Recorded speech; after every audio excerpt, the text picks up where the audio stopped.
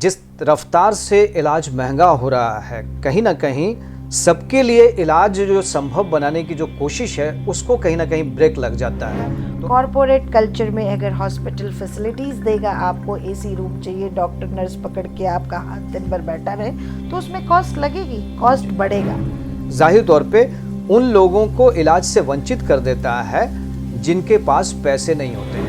अस्पताल है, खासकर कॉरपोरेट अस्पताल, वहां पे एक तरह की लूट सी मची हुई है कि जो पेशेंट जाते हैं वहां पे उनके साथ गैर जरूरी इलाज भी होता है। डॉक्टर भी तो उसी समाज से आ रहा है ना, तो अगर वो बेईमानी हमारे पूरे स्ट्रक्चर में, हमारे खून में है, तो वो डॉक्टर में भी रहेगी, इंजीनियर में भी रहेगी, वकील में भी रहेगी, आर्किटेक्ट में भी। आज की तारीख में हम डॉक्टर्स के बच्चे डॉक्टर नहीं बनना चाहते हैं, और अगर बनना चाहते हैं तो वो इस कंट्री में नहीं रहना चाहते हैं।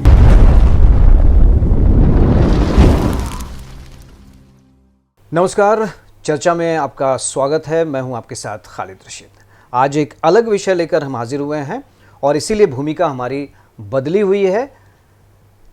आज हम बात करेंगे महंगे होते इलाज की, सिसकती जिंदगानी की, और इसके लिए जिम्मेदार कौन है इसकी।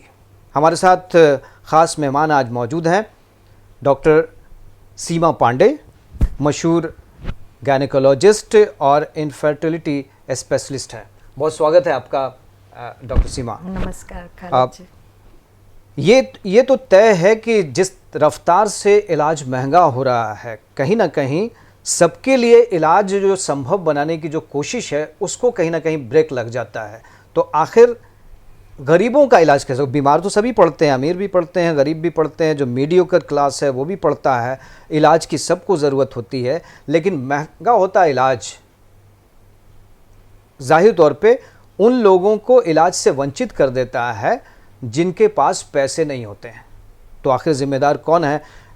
डॉक्टर सीमा, जो अभी हाल में एक रिपोर्ट आई है उसके मुताबिक ये है कि जो महंगा होता इलाज है उसकी वजह से जो हमारी इकोनॉमिक स्ट्रक्चर है, यानी एपीएल बीपीएल का जो कंसेप्ट है वो बदल जाता है। यानी एक बड़ी आबादी जो है वो इलाज के खर्चे की वजह से एपीएल से बीपीएल में चली जाती है, बिलो पॉवर्टी लाइन चली जाती है। आपको क्या लगता है, ये क्या सही एनालिसिस है या वाकई इसके लिए जिम्मेदार आप किसे मानती हैं? पहला सवाल तो मुझे यही लगता है।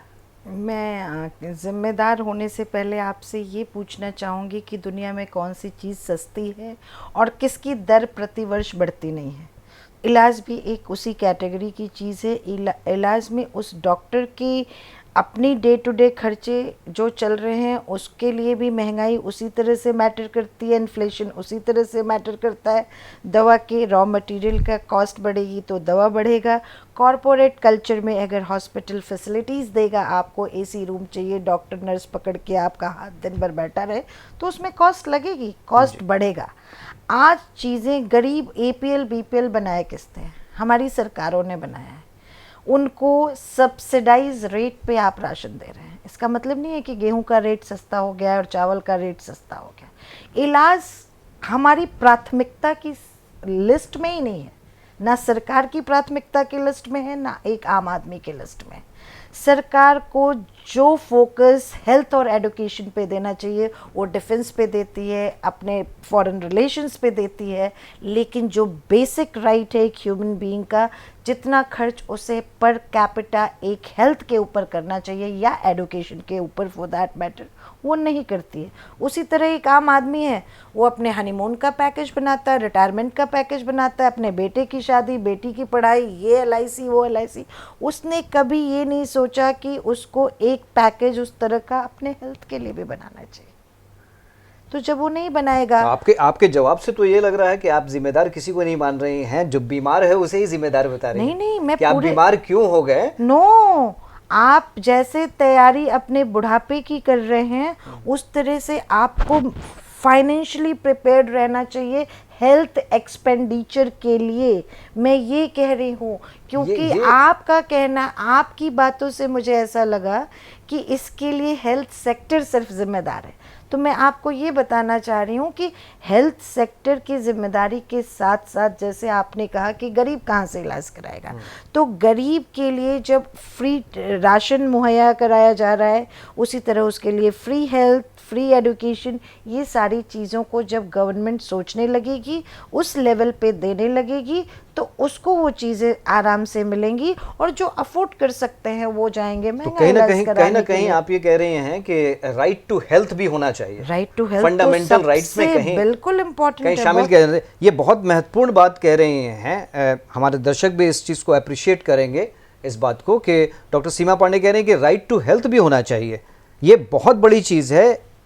एडुकेशन और हेल्थ, ये आम लोगों की बहुत बड़ी ज़रूरत है और इस पर ध्यान होना चाहिए।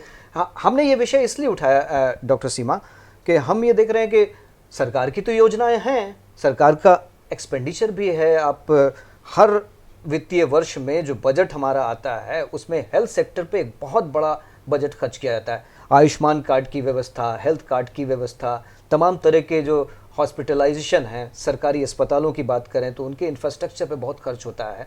तो खर्च तो है वहाँ पे, लेकिन उसका लाभ लोगों तक नहीं पहुँच पा रहा है। असली बात ये है। और आप एग्री करेंगे या डिसएग्री करेंगे, लेकिन मैं तो सवाल करूँगा कि जो अस्पताल हैं, खासकर कॉरपोरेट अस्पताल, वहाँ पे एक तरह की लूट सी मची हुई है कि जो पेशेंट जाते हैं वहाँ पे उनके साथ गैर ज़रूरी इलाज भी होता है, गैर ज़रूरी हॉस्पिटलाइजेशन भी होता है। ओपीडी का जो खर्चा है वो इतना बढ़ गया है कि लोग, आम आदमी सोच भी नहीं सकता है उसके बारे में, लेकिन फिर भी लोग इलाज के लिए जाते हैं वहाँ पे। तो क्या लगता है आपको, कहीं जिम्मेदारी तो है कि जिस पैटर्न पे चल रहा है, डॉक्टर्स सुश्रुत की कसम उठाते हैं, शपथ उठाते हैं, सेवा की शपथ उठाते हैं, लेकिन वो एक तरह से अपने अस्पतालों को, क्लिनिक को, या अपनी जो जगह है। बहुत बढ़िया पॉइंट आपने उठा लिया। अब आप मुझसे सुनने वाले हैं, सुश्रुत की कसम देने वाले उस डॉक्टर वहाँ के पे लिए उनका फोकस इनकम पे होता है। आपके समाज ने क्या मुहैया कराया है? क्या हमको फ्री एजुकेशन हमारे बच्चों को मिलती है? क्या हमें टैक्स नहीं देना पड़ता? या हमें कहीं भी किसी तरह का किसी भी चीज़ में क्या कहते हैं, छूट मिलती है, कंसेशन मिलता है? आपकी दुकान पे मैं जाती हूँ तो आप मुझे फ्री में राशन दे देते हैं, मैं कपड़े वाले के यहाँ जाती हूँ वो मुझे कपड़ा दे देता है। आपने हमारे क्लिनिकल नॉर्म्स हमारे ऊपर, आप एक तरफ से हेल्थ फॉर ऑल में जितने छोटे मोटे गांव के चिकित्सक से लेके झोला छाप डॉक्टर से लेके अदर पैथीज को, सबको आप प्रमोट कर रहे हैं। आपके फोकस पे है पढ़ा लिखा एमबीबीएस एमडी डॉक्टर। आज की तारीख में हम डॉक्टर्स के बच्चे डॉक्टर नहीं बनना चाहते हैं, और अगर बनना चाहते हैं तो वो इस कंट्री में नहीं रहना चाहते हैं। उसका रीज़न क्या है कि एक तरफ आप हमसे उम्मीद करते हैं कि हमने सुश्रुत की कसम खाई है तो हमें आपको फ्री में अपना घर द्वार बेच के आपका इलाज करना चाहिए। दूसरी तरफ आप हमारे ऊपर रोज़ तरह तरह के टैक्सेशन लगाते रहें। आपके मरीज, ज़िंदगी और मौत अभी भी ईश्वर के हाथ में है।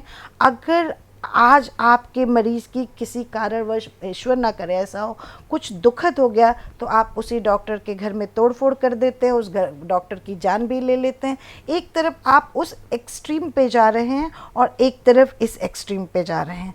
तो डॉक्टर को इंसान समझिए, वो भगवान नहीं है, एंड डॉक्टरी उसका प्रोफेशन भी है। उसने सेवा की कसम खाई है, वो अपना काम ईमानदारी से करेगा, लेकिन पैसा उसकी ज़रूरत है, वो पैसा उसको लेना पड़ेगा। डॉक्टर सीमा, ये तो बिल्कुल है कि जो अस्पताल हैं, प्राइवेट अस्पताल्स हैं, या जो भी इस तरह की क्लिनिक हैं, वो खुले ही इसलिए हैं, सेवा इसलिए दे रहे हैं, सर्विसेज के बदले में वो उनको मतलब वो चार्जेस उनका लेंगे, काम चलता रहे, चार्जेस लेंगे बिल्कुल। लेकिन एग्जॉर्बिटेंट कहीं नहीं लगता है कि कई मौकों पर एग्जॉर्बिटेंट हो जाती है चीजें। और आपने जो कहा कि हमें कोई रिलैक्सेशन मिलती है क्या हमारे बच्चों को फ्री मैंने एजुकेशन एक वो पिक्चर दिखाई आपको जो हमेशा डॉक्टर के अगेंस्ट बातें होती है। ये ग्रीवांस जो है एक बिजनेसमैन का भी होता है। तो क्या मतलब डॉक्टर का प्रोफेशन एक बिजनेसमैन का प्रोफेशन? देयर मस्ट बी, हाँ, you consider us, thin line. अगर आप मेरे को एक प्रोफेशनल इंसान की तरह से ट्रीट कर रहे हैं तो मुझे प्रोफेशनल रहने दीजिए। अगर आप मुझे एक प्रीस्ट की तरह से ट्रीट कर रहे हैं तो मुझे प्रीस्ट रहने दीजिए। दोनों को मिक्सअप मत कीजिए। हमारा दिमाग में मिक्सअप नहीं है। तो मतलब मिक्सअप समाज मतलब बीमारों को ये नहीं सोचना अब है डॉक्टर नहीं कि डॉक्टर भगवान है। डॉक्टर तो भगवान हो ही नहीं सकता है। भगवान और इंसान के बीच की कड़ी है डॉक्टर, जो ईमानदारी के साथ अपना काम, अपनी सेवा आपको प्रोवाइड करता है। अनफॉर्चुनेटली उसकी भी दैनिक जीवन में ज़रूरतें हैं, उसकी भी फैमिली है जिसके लिए, और उसने इतने सालों पढ़ाई की है, उसके माँ बाप की चीज़ें हैं, तो उसको आपसे फ़ीस लेनी पड़ती है। लेकिन वो आपकी बीमारी का फ़ायदा नहीं उठाना चाहता है। आपको ठीक करते हुए वो अपने आप को और अपनी फैमिली को भी ठीक रख रहा है, और उसके साथ 50 लोग जुड़े हैं जिनको वो एम्प्लॉयमेंट दे रहा है, उनकी भी वेलबींग की जिम्मेदारी आप उसके ऊपर होती है। आपने एक पॉइंट उठाया कॉरपोरेट हॉस्पिटल का। कॉरपोरेट हॉस्पिटल्स जो हैं वो बिल्कुल किसी और कॉरपोरेट इंडस्ट्री की तरह हैं, जहाँ पे हर आदमी के ऊपर एक वो रहता है कि आपको इतना काम करके देना ही देना है। मतलब उसे अभी इस वक्त वो वर्ड मेरे ऊपर, टारगेट, चाहे वो सीमेंट इंडस्ट्री ले लीजिए, रियल एस्टेट से आपके पास रोज़ फ़ोन आते रहते हैं, आप लेंगी। इसमें क्रॉस सेलिंग होती है, ओवर सेलिंग होती है, एक्स्ट्रा सेलिंग होती है। वो क्यों? क्योंकि वो टारगेट है। हेल्थ सेक्टर उनके लिए एक बिजनेस है। लेकिन डॉक्टर और कॉरपोरेट हॉस्पिटल्स को डॉक्टर नहीं चलाते, एक बिजनेसमैन चलाता है। उसके अपने टारगेट्स होते हैं, उसके अपने एम्स होते हैं। इससे चिकित्सा महंगी हुई है।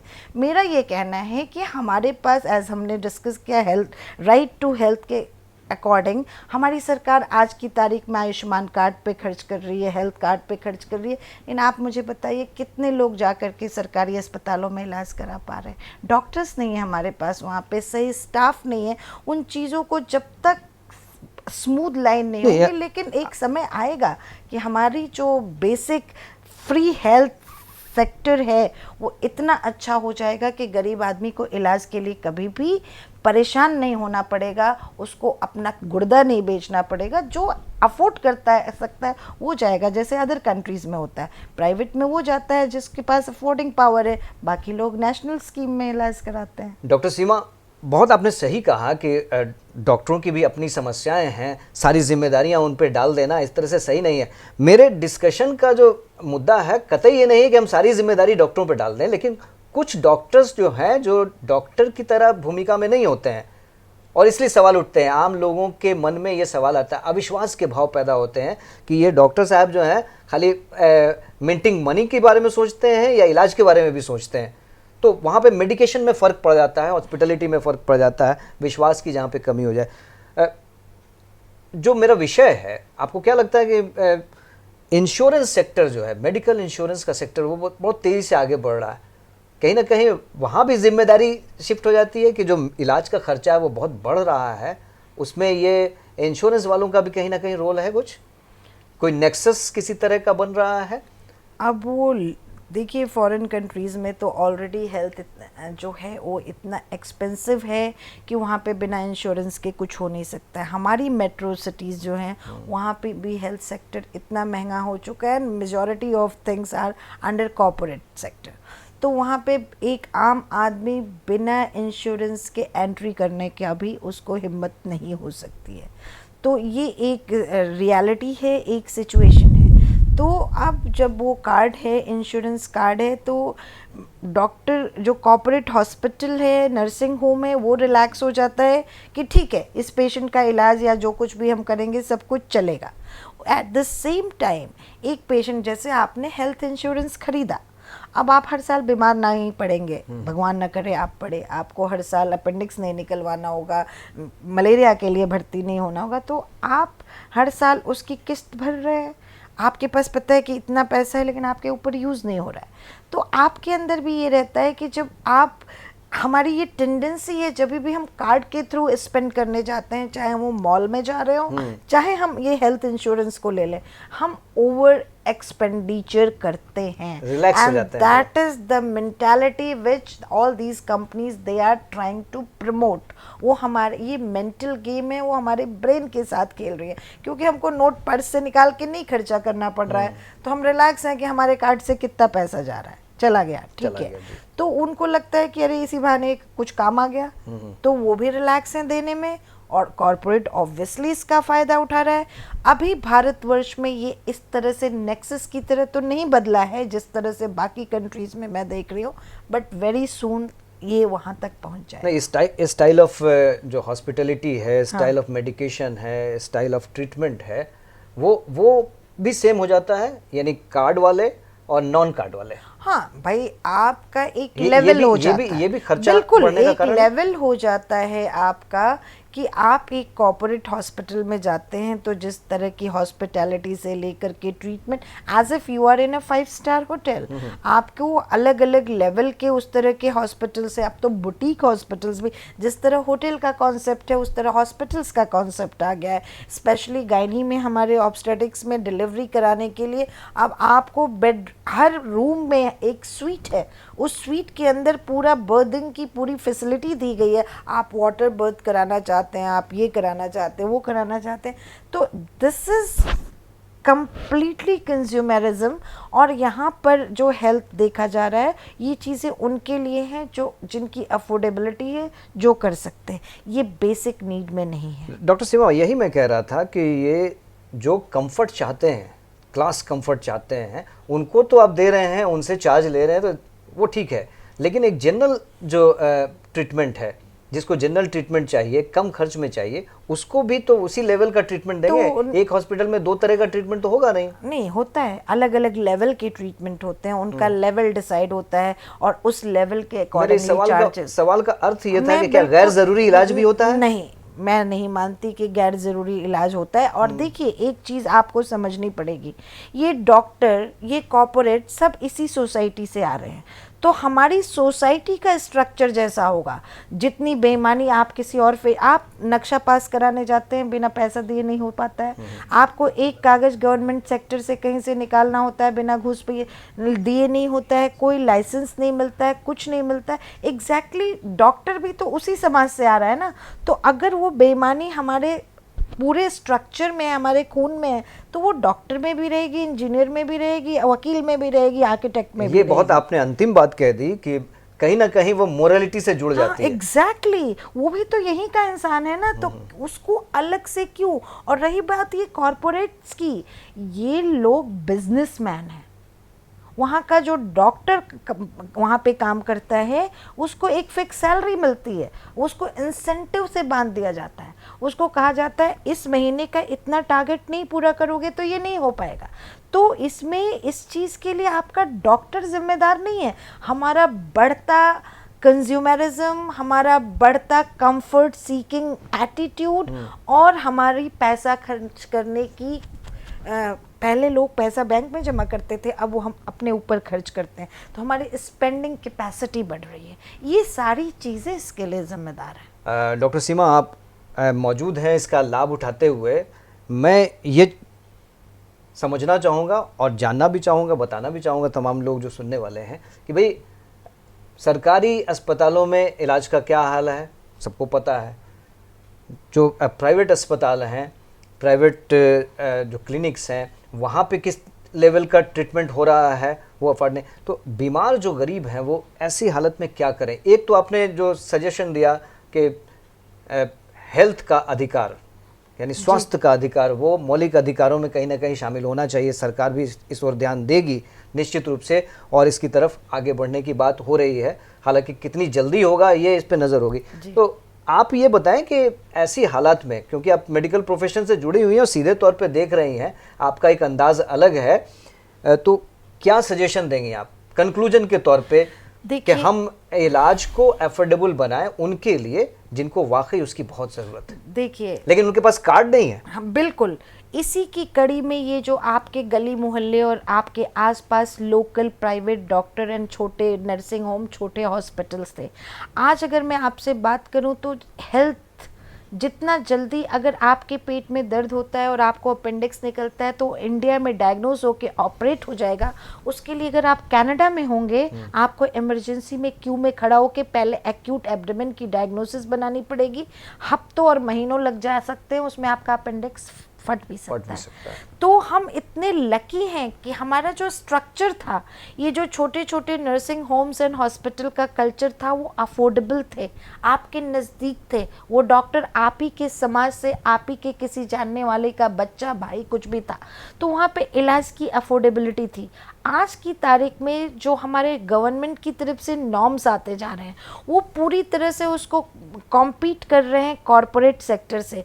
तो एक छोटा हॉस्पिटल नर्सिंग होम का मालिक जो 10 बेड का हॉस्पिटल चला रहा है, उसके लिए आप सारे नॉर्म्स वैसे ही रख दे रहे हैं जैसे आपने रख दिया एक कॉरपोरेट हॉस्पिटल के लिए। और एट द सेम टाइम बगल में एक आयुष डॉक्टर था, उसको आपने पूरी छूट दे दी कि आप सब कुछ करो। अब ये डॉक्टर बीच में पिस गया, ये किधर जाएगा?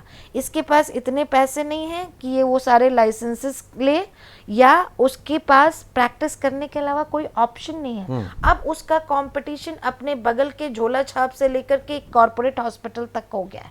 उसके बीच में अपने साथियों से भी कंपटीशन है कि बगल वाले के पास मरीज ना जाके मेरे पास आए, वहाँ भी वो रेट कट कर रहा है। तो इसमें इस individual practice, small nursing homes हमारे हेल्थ स्ट्रक्चर से बाहर जाने वाले हैं, क्योंकि डॉक्टर तो अफोर्ड नहीं एक कर बहुत पाया। महत्वपूर्ण सजेशन आपने ये दिया कि जो जिम्मेदार लोग हैं वो ये देखें कि एफोर्डेबल इलाज जो है वो कैसे होगा, गरीबों तक इलाज कैसे पहुंचेगा। जो छोटे क्लिनिक्स हैं उनको जो है कहीं ना कहीं रिमोट प्रोत्साहन दिया करना जाना चाहिए। और साथ में हमारे समाज को भी हर बात पे तोड़ फोड़, मार पीट ये नहीं करके आपको समझना चाहिए कि जीवन और मौत ऊपर वाले के हाथ में होता है, और आपका डॉक्टर अंतिम क्षण तक आपके लिए लड़ता है।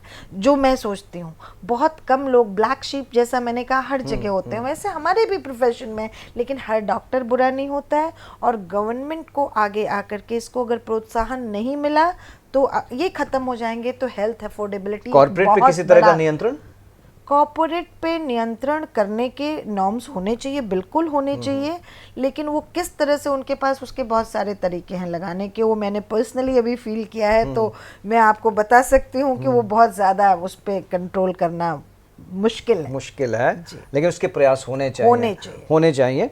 बहुत शुक्रिया हमारे साथ जुड़ने के लिए, और आपको हमारी ये चर्चा कैसी रही, कैसी लगी, ये बताने का पूरा अधिकार है। आप अपने कमेंट ज़रूर भेजिए, और हाँ, चर्चा में चैनल को लाइक, सब्सक्राइब और शेयर करना मत भूलिएगा। डॉक्टर सीमा, बहुत शुक्रिया हमारे साथ जुड़ने के लिए, इतनी खास चर्चा के लिए। तो अपना ख्याल रखिए, स्वस्थ रहिए।